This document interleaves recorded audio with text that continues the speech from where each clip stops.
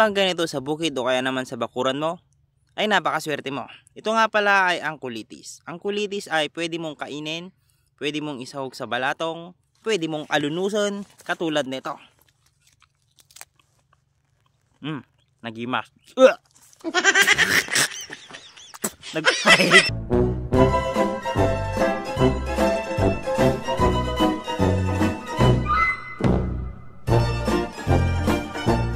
So ito guys, napakaganda ng view nga dito sa Switzerland. Meron din silang tanim na palay. Napakaganda dito. Medyo makulimlim tsaka malamig kaya naka-jacket ako.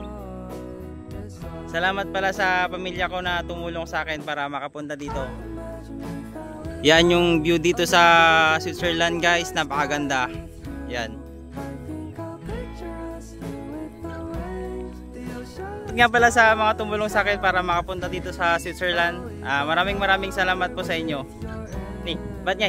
Kulong-kulong.